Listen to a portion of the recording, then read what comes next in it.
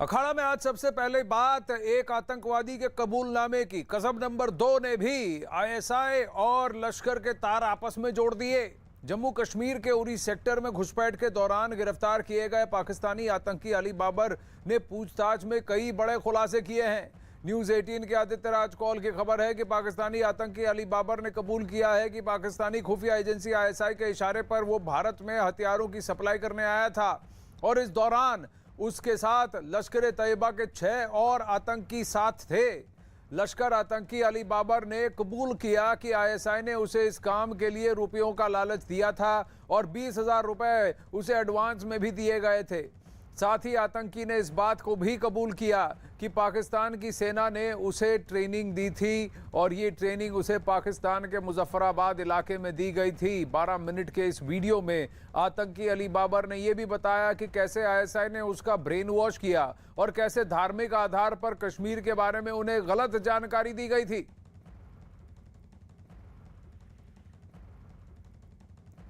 संदीप बोल दिल्ली से हमारे साथ जुड़ रहे हैं। ये 12 मिनट का जो वीडियो है एक तरह से कबूलनामा तो है ही, पर साथ ही पाकिस्तान को एफएटीएफ की ब्लैक लिस्ट में जाने की बात उसकी जगह उसकी फाउंडेशन बना देता है। दूसरी बात, आईएसआई और लश्कर साथ में मिलकर काम कर रहे हैं। सारे फसाद की जड़ ये आईएसआई ही है। गुर्बत में जो लोग हैं, यंग लोग हैं, उनको स्कूलों से बाहर निकाल कर उनके हाथों में बंदूकें थमा दिए जाते हैं और उनका ब्रेन वॉश कर कर उनको भारत के खिलाफ यहाँ भारत में घुसपैठ कर कर यहाँ आतंकवादी हथकंडे कारनामे करने के लिए भेज दिया जाता है।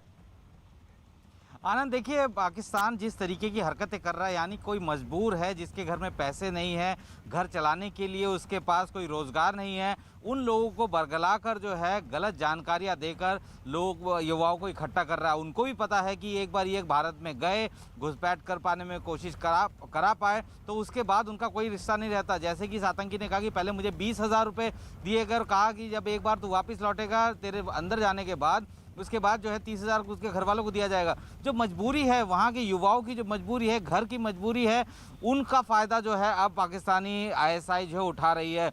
खुद जो है जो जिंदा पकड़े गए जो आतंकी है उसने इस बात को कबूल किया है कि पहले उसको रिक्रूट किया गया, उसके बाद उसको आईएसआई के हाथों में दिया गया, उसके बाद उसको आर्मी में ट्रेनिंग कराई गई और उसके बाद जो है लश्कर के सामने उनको रखा गया और उसके बाद उसको चूज़ किया गया।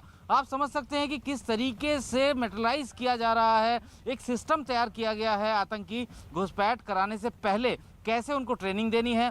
यहाँ तक कि ट्रेनिंग में उनको ऐसा नहीं है कि उनको सिर्फ गन दे दी और चलाना, वो पूरी तरीके से गन को खोलना, किस तरीके से जो है जीपीएस का इस्तेमाल करना, कैसे फायरिंग करना, 21 दिन की ट्रेनिंग और उसके बाद रिफ्रेशर कोर्स भी। तो ये पूरा एक ऐसा लग रहा है कि पूरा सिस्टम बना रखा, उसी सिस्टम के तहत जो है ये कार्रवाई हो रही है।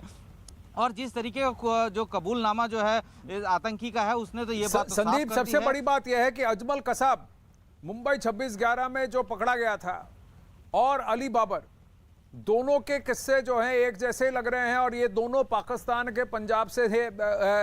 इनका ताल्लुक है, ये वहीं से आते हैं, उसी प्रांत से आते हैं।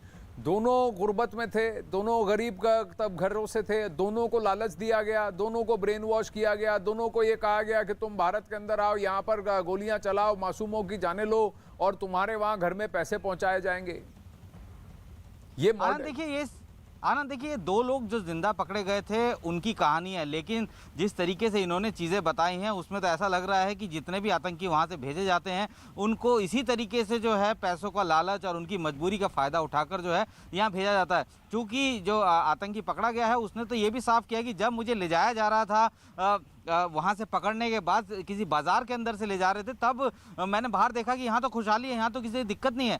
वो सीधे तौर पर कश्मीर में किस तरीके से उन पर अत्याचार हो रहा है इसको जो है उनके दिमाग में भरा जाता रहा है और उसके बाद जो है इनको लॉन्च किया जाता है। एक पूरा सिस्टम तैयार किया हुआ है और सिस्टम के तहत ही जो है काम कर रहे हैं। और ये आज का नहीं है आनंद, ये लगातार लंबे समय से इस तरीके से ये रिक्रूटमेंट करते हैं, इसी तरीके से इन्फिल्ट्रेशन कराते हैं। और एक बात बताऊं मैं आपको कि इनकी जिम्मेदारी सिर्फ इतनी होती है कि उनको बस LOC क्रॉस करके दूसरी तरफ भेज दिया जाए। उसके बाद उनके साथ क्या हो रहा है, किसी को कोई लेना देना नहीं होता है। उनका सिर्फ काम होता है आईएसआई का और आर्मी का पाकिस्तान की कि उनको किसी भी तरीके से इन्फिल्ट्रेशन करा दिया जाए, उसके बाद वो जिंदा बचते हैं, मरते हैं या वापस आते हैं, उनसे कोई लेना देना नहीं होता। तो वहाँ के मजबूर लोगों को कैसे बरगलाकर भारत के खिलाफ जो है प्लांट किया जा रहा है। संदीप, इसी खबर पर वापस आएंगे। रिफत अब्दुल्ला भी लाइव जुड़ रहे हैं, पर इस वक्त अखाड़ा में बड़ी खबर, केदारनाथ जा सकते हैं प्रधानमंत्री नरेंद्र मोदी। 7 अक्टूबर को जा सकते हैं उत्तराखंड और केदारनाथ के दर्शन के लिए जा सकते हैं। 7 अक्टूबर 2021 को 20 साल सत्ता के पूरे होंगे प्रधानमंत्री नरेंद्र मोदी के। इसीलिए 7 अक्टूबर के दिन वो केदारनाथ जा सकते हैं। विक्रांत यादव की खबर है। विक्रांत, 7 अक्टूबर 2001 को इन्होंने शपथ लिया था बतौर मुख्यमंत्री गुजरात, और 7 अक्टूबर 2021 को इनके 20 साल सत्ता के होंगे और उस दिन प्रधानमंत्री नरेंद्र मोदी केदारनाथ में होंगे। बिल्कुल आनंद, एक बड़ा दिन है प्रधानमंत्री के लिए भी और देश के लिए भी, क्योंकि 20 साल सार्वजनिक जीवन के पूरे हो रहे हैं प्रधानमंत्री नरेंद्र मोदी के। गुजरात के मुख्यमंत्री से लेकर के यहाँ तक का सफर। और 7 अक्टूबर को जो हमें जानकारी मिल रही है कि प्रधानमंत्री उत्तराखंड के दौरे पर जा सकते हैं और वहां पर एक तो ऑक्सीजन प्लांट का उद्घाटन करना है, जो ऑक्सीजन प्लांट कोरोना की दूसरी वेव के बाद बनाना शुरू किया गया था, जिससे राज्य को एक बड़ी मदद मिलेगी। इसके अलावा जोली ग्रांट एयरपोर्ट पर भी एक कार्यक्रम है, वहां पर भी विकास योजनाओं का उद्घाटन किया जाएगा।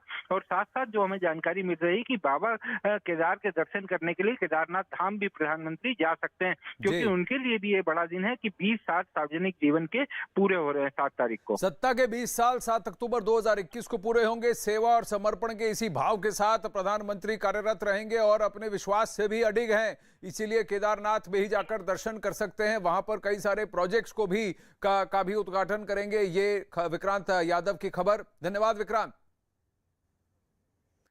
अब